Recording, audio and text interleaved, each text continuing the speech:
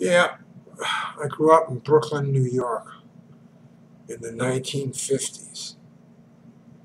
And, this was, there was some suburban flight, but neighborhoods retained a lot of their primitive qualities.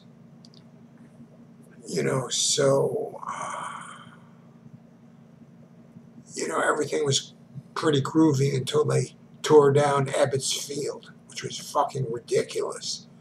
They should have made it into a national monument or a landmark. They put up the Ebbets Field housing projects, which is now it's totally controlled by this gang called the Nation. And it tipped the neighborhood, and all the Jews had to split, like my mother, because of the high crime rates. But in any event, I went to Erasmus Hall High School, and I was a Gene Shepard listener. He was the guy that wrote that A Christmas Story. It's become like Dickens. With the leg lamp and little Ralphie and his tongue getting stuck on the lamppost. Shepard really, he became part of American history. And, anyway, he had a program late at night on WOR where he'd tell you all about what it was like to grow up in the Midwest. And he had a lot of advertisers from Greenwich Village, like the Village Voice, Yin and Yang Restaurant, General Tires. I don't know what the Village, Lufthansa Airlines, who wanted to prove how liberal they were. And he had a record out, Gene Shepard and Other Foibles. So I brought the record into school for some reason. And this guy, Neil Gallo, he comes over to me and he says, "Are you a listener, man?" I says, "Yeah, man, I'm a listener." So we became friends. Then he's asking me on another occasion, "What kind of music you like?" So I says, "Oh, I like show music like My Fair Lady, Destry Rise Again." So he takes two steps back. He says, "Man, aren't you hip to jazz?" And he turned me on to like the Modern Jazz Quartet, John Coltrane, Miles Davis, Thelonious Monk, Charlie Mingus, that whole crew that was popularized by this guy, Symphony Sid, who had a late night jazz and Afro-Latin program, and he had a real deep voice. And, a lot of people said he shot smack in his in his neck, and that's why his voice was so deep. In any event, so Neil and I became friends. And, we were also, it was a third guy, Dennis D'Amico. He was like a kind of an ethnic Italian dude, but he had very, very intelligent and had, beatnik tendencies. Neil was a total fucking beatnik, He was an artist, and, he went to Brooklyn Museum Art School, where he met this woman who hung out with black dudes and would get reefer that way, because the blacks had the monopoly on reefer at the time in Brooklyn, until the Puerto Ricans got there and they took over. So, Neil was something, man. Like, not only did he ball his girlfriend, Carol, he balled her mother at the same fucking time. And no, Neil and I used to smoke pot together, because he got the fucking pot. After school, he'd go over to his house. So we had a theory that you had to run in place to get your lungs worked up so you could get high on the pot. So we're fucking running in place, smoking a fucking joint, and Neil's mother walks in, and she sees us, doing this crazy shit. What's that smell? Incense, of course, Anyway, so, Neil was too much. And we formed this group called the Progressive Bible Readers, where we'd read the Bible and play bongos at the same time. Like, in the beginning, God created heaven and earth. And the earth was void and without form. And God said, let there be light. And there was light. So we'd be doing this in various venues, in the Village, in Brooklyn, and in the West Side. And, we needed a place to rehearse.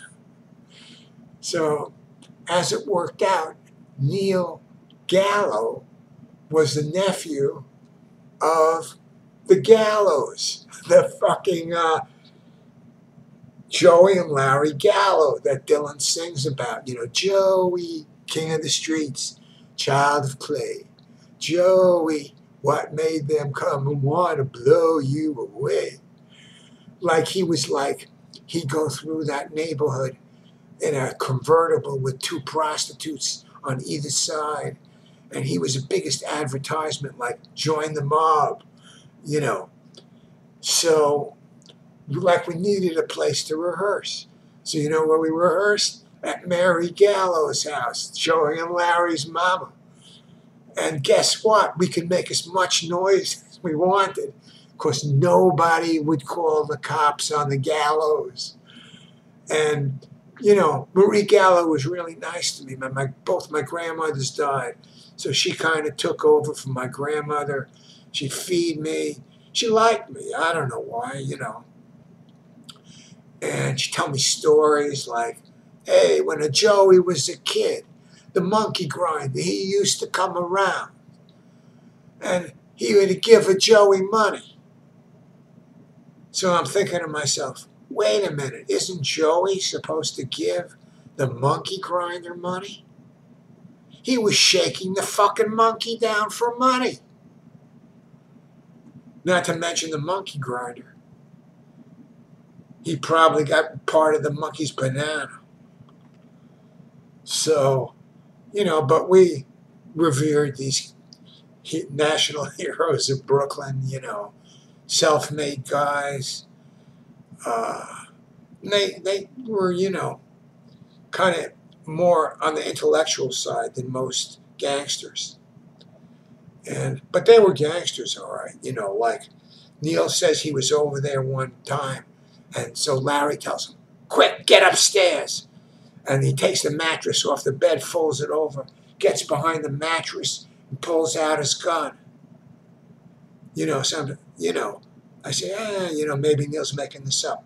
But then later on, I learned that when there was a gang war, it was also called throwing up the mattresses, because they used the mattresses to absorb any bullets that were coming in their direction.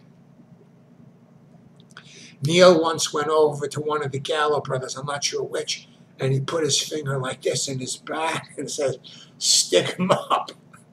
And one of the Gallo's tells him, Neil, if you ever do that again, I'll kill you. So that's where, we rehearsed over there. And I told Dylan, he wrote that song about the Gallo's, but, he was out there in Hipping, Minnesota. And, he was busy going to the drugstore buying Preparation H, thinking it was smack, He wasn't the brightest candle on the menorah. Sugar smacks. He was trying to mainline them. Boy. So, I told Dylan about this song, about how we do the Progressive Bible Readers. And he had a good time hanging out with me. You know, there's a lot of laughs. He got a lot of laughs out of it, let me tell you. And, you know, he let me stay for hours upon hours and tell him, listen to all of my stories, like you're listening to them now. Anyway, he said, you know, I told him about the uh, progressive Bible readers.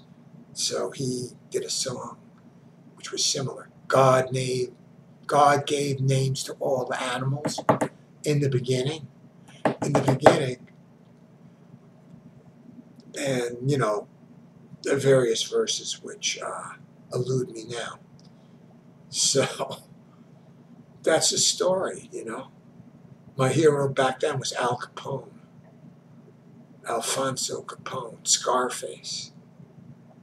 And but once I got into, you know, like Neil turned me on to other stuff other than gangsterism, like socialism and going to anti-nuclear demonstrations and you know, the civil rights movement and things of that nature. Neil was basically a progressive, and you know, he refused to get under the desk when they had the stupid air raid, you know, drills and stuff. So he ended up in Hawaii, married a Filipino nurse, and